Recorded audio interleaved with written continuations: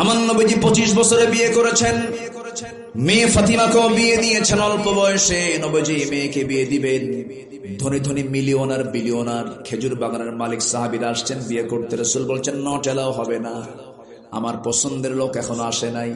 সাইয়েদনা আলী সবার শেষে এসে সামনে লজ্জার মতো দাঁড়ায় আছেন, লজ্জাশীলতা তার মধ্যে কাজ করছে।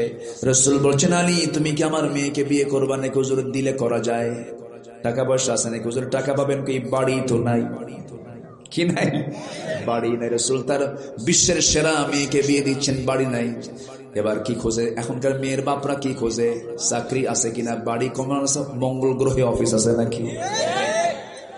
আমার নবী মেয়েকে বিয়ে দিবেন, কিচ্ছু দেখলেন না। বলছেন আলী, কিছুই কি নাই তোমার কাছে? হুজুর এই যে তরবারি, এই যে ঢাল। রাসূল বলছেন এই ঢালটা বিক্রি করে আসো, তরবারি দিয়ে যুদ্ধ করা যাবে, ঢাল ছাড়াও তরবারি দিয়ে যুদ্ধ করবে, ঢাল ছাড়াও যুদ্ধ চলে যাও, ঢালটা বেচে আসো। ঢাল বিক্রি করার জন্য গেলেন। সকালবেলা সামনে ওসমান জিন্নুরাইন, নবীজির বড় জামাই দাঁড়ায় আছেন, ধনী সাহাবী তিনি, কিন্তু দুনিয়ার এরকম ধনীর মতো ধনী না। নবীর কাছে এসে মাঝে মাঝে বলতেন, হুজুর আপনি আমার জন্য দোয়া করেন, আমি ওসমান, আমার জন্য সম্পদ কমে। আমি তো এই জীবনে কখনো পাই নাই কোন লোক এসে বলছে হুজুর আপনি দোয়া করেন আমার সম্পদ যেন কমে যায়, এরকম দোয়া তো কোথাও পাই। কিন্তু ওসমান ধনী ছিলেন, তিনি সম্পদ কমার জন্য দোয়া করেছেন। সে ওসমান সামনে দাঁড়ানো, বলছেন আলী ঢাল বিক্রি করতে আসছো কেন? বিয়ে ঠিক হয়েছে কার সাথে? নবীর মেয়ের সাথে, দাও। ঢালটা আমি কিনে নিলাম।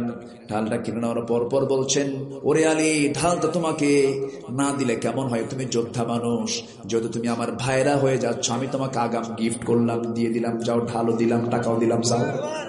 এমন ব্যবসা করলেন, টাকাও পেলেন, ঢালও পেলেন। নবীর সামনে দাঁড়ায় আছেন, টাকা দেখেন নাই রাসূল।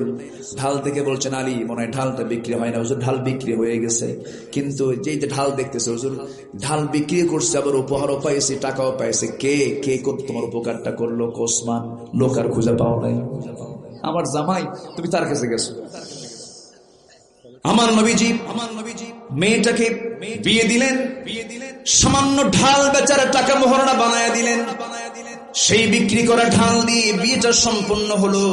রাসূল বলছেন, ও আমার মেয়ে ফাতিমা, বিয়ে দিলাম, আজকের থেকে তোমার শ্রেষ্ঠ ঘর স্বামীর ঘর হবে, বাবার ঘর শ্রেষ্ঠ ঘর হবে না। তোমার জন্য শ্রেষ্ঠ ঘর হবে তোমার স্বামীর ঘর।